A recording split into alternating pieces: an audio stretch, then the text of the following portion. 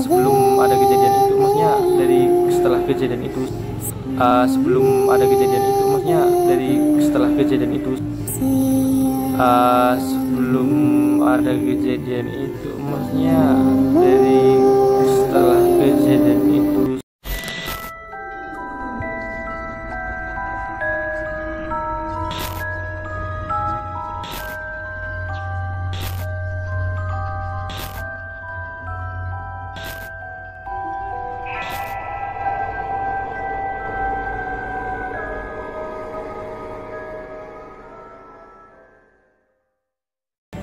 Assalamualaikum warahmatullahi wabarakatuh. Teman-teman dimanapun berada, kembali bersama gua Hatim Maulana Arsya. Kali ini gua ditemani oleh teman kita, seorang narasumber dan juga pelaku sejarah tentang bagaimana seorang jin yang mengaku sebagai Syekh Abdul Qadir Al-Jailani. Selamat malam Bang. Ya, selamat Nanti malam. boleh perkenalkan namanya siapa dan juga kisah ini di mana, kapan, dan seperti apa kisah jin ini mengaku sebagai Syekh Abdul Qadir Al-Jailani. Nah, kepada teman-teman semua, boleh simak dan terus saksikan konten kita kali ini. Kepada bintang tamu kita yang sangat luar biasa ini dipersilahkan. Oke, perkenalkan terlebih dahulu ya, nama saya Gira Madani. Jadi saya langsung ceritakan saya ceritakan langsung aja. Jadi yang pertama-tama itu dari sebuah perguruan ya, kita dari sebuah perguruan yang mana dari perguruan ini kami dari beberapa anak sudah mempunyai pegangan ini. Nah, kami juga kayak iseng-iseng untuk mencoba-coba. Kami menarik makhluk lah, sebuah makhluk atau jin dari Gunung Slamet ini, tepatnya di daerah Jawa Tengah ya, Pemalang, Jawa Tengah. Nah, itu kita narik. Ada juga mediumisasi kayak dua orang lah, satu orang. Yang pertama kita masukin terlebih dahulu. Kita tarik dari Gunung Slamet itu, kita masukin. Tiba-tiba orang yang kita masukin tadi itu tertawa. Oh, langsung ketawa. Langsung dituduh kita nggak sholat, kita nggak ngaji. Kata yang jin ini. Kata jin ini. Nah, tiba-tiba dia ngaku sendiri dengan namanya yang disebut, yaitu Syekh Abdul Qadir Jailani. Oh, jadi jin ini ngaku sebagai Syekh Abdul Qadir Jailani. Nah, kebetulan itu ada juga dua orang. Nah, kita tarik lagi dari Gunung Slamet itu, kita tarik, kita masukin ke orang yang satunya lagi. Yang tadi Syekh Abdul Qadir Jailani dengan orang itu inisialnya S. Inisialnya S. Nah, untuk yang keduanya itu kita tarik, masukin lagi. Mediumisasi ya. Kita mediumisasi, kita tarik. Tiba-tiba yang kita tarik yang kedua itu bersujud ke yang satunya, yang pertama itu kita. Jadi yang jin yang masuk ke tubuh yang kedua ini sujud, langsung sujud ke yang pertama kita tarik. Yang ngaku Syekh Abdul Qadir Jailani. Nah, kita kayak kaget dari, kan di situ ada beberapa anak, kayaknya ada, kalau nggak salah itu 8 anak itu kalau nggak salah. Maksudnya teman-teman itu ada 8 orang? Semua 8 orang, termasuk 2 orang yang tadi yang dimasukinnya, yang Syekh Abdul Qadir Jailani yang tadi ngakunya, yang kedua yang itu sujud. Nah, dari itu sebelum ada kejadian itu, maksudnya dari setelah kejadian itu, setelah 1 bulan lamanya kita konsultasi sama guru, bahwa guru besar kita, bahwa itu bukan Syekh Abdul Qadir Jailani asli, tapi itu adalah jin yang mana itu mengaku itu bahwa itu Syekh Abdul Qadir Jailani. Kalau misalnya itu Syekh Abdul Qadir Jailani kan pasti dia nggak masuk di tubuh seorang, pasti dia juga ada tempatnya di sana, ditempatkan oleh Allah Subhanahu wa taala kan sendiri. Nah, itu juga dari Syekh Abdul Qadir Jailani itu menghasut beberapa orang. Maksudnya menghasut dalam arti yang mana si anak itu tuh kayak pertama, si anak itu tuh kayak terkena kesukaan. itu kayak 1 bulan itu kayak kemasukan terus. Jadi sama dia ini jin ini. Sama jin ini, tapi kadang-kadang enggak, kadang-kadang masuk sendiri kayak gitu. Dia kayak ngaku-ngaku disuruh. Ya memang kadang jinnya itu baik sih. Kita sendiri disuruh sholat, disuruh ngaji.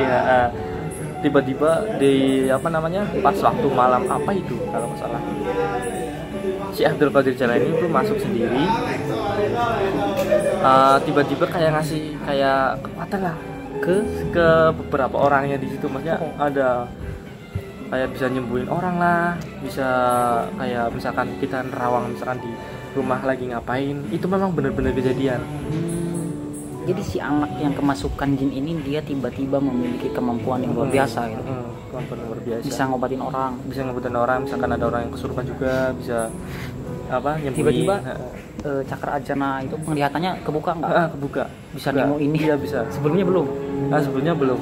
Sebelum kemasukan. Terus bagaimana? Terus itu karena itu kan pertama kita kan tadi udah bilangin konsultasi sama guru kita. Itu udah obatin anak itu biar nggak terganggu mentalnya. Sama guru diobatin? Guru diobatin biar. Soalnya itu kan jin itu kayak pas jin itu yang aku si Abdul Qadir Jailani itu jin yang jahat lah, kayak mau merusak kita gitu, kayak gitu. Pokoknya itu yang jin-jinnya aku si Abdul Qadir Jailani itu nggak baik. Jadi jin ini berasal dari gunung atau tempat mana kira-kira? Gunung, dari Gunung Slamet. Kita iseng. Di Slamet itu ada nama Gunung Slamet apa nama Gunung kota? Slamet. Gunung Slamet.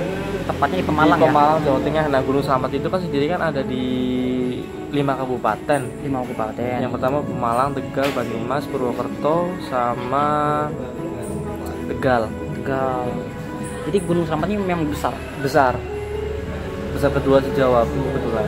Terus motivasi abang dan teman-teman kenapa bisa ke Gunung Slamet gitu?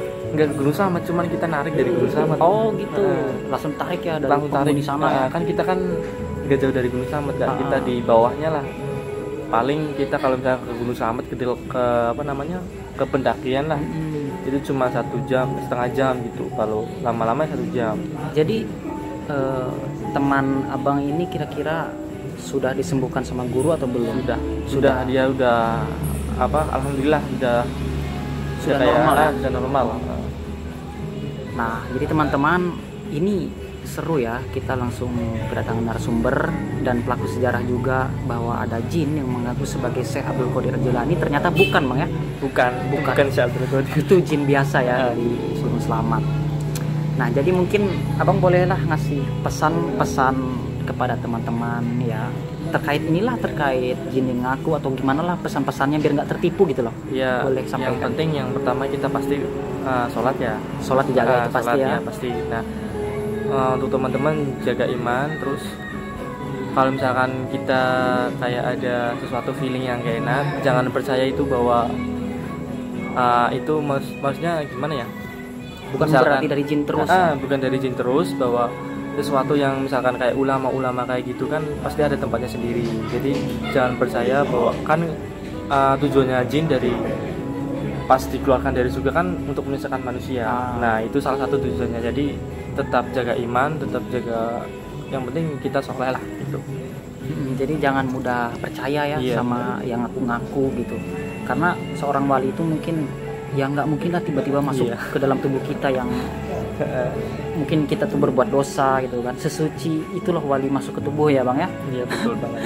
Ada pesan-pesan lain terkait terkait jin yang masuk dalam tubuh tuh gimana gitu? Cara mengetahui apakah dia bener wali atau memang nggak mungkin wali masuk ke dalam tubuh? Iya, yang pertama kita percaya ada wali. Terus kita dari selama 1 bulan itu kita pantau terus. Nah, selama 1 bulan kita pantau itu kan